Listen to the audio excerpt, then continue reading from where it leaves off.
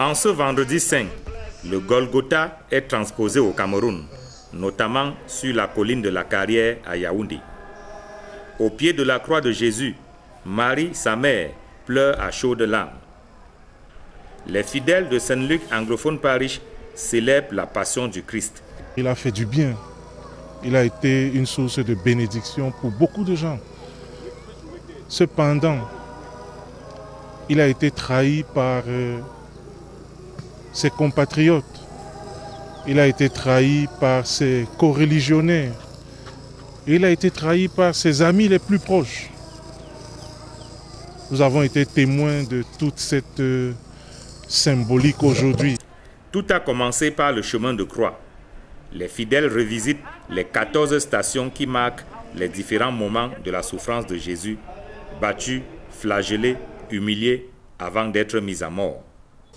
La mort fait partie justement de ces conséquences de la trahison.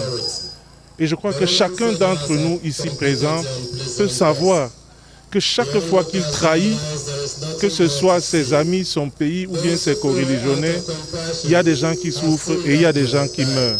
Saint-Luc Anglophone Parish du quartier Carrière à Yaoundé accueille de nombreux déplacés de la crise anglophone. Leur situation est critique et comme le Christ en ce jour mémorable, ils souffrent dans leur chair.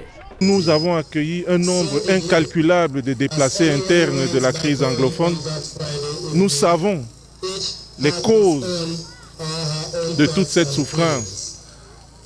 Et nous savons que par nos trahisons, par nos erreurs, les gens finissent par souffrir, par beaucoup souffrir, par être crucifiés et même par mourir.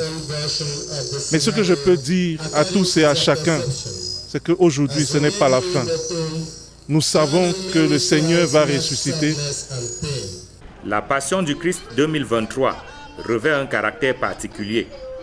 Vêtus de noir en signe de deuil, les fidèles de Saint-Luc Anglophone Parish à Yaoundé endurent les souffrances de Jésus, mais convaincus que bientôt ils ressusciteront avec lui.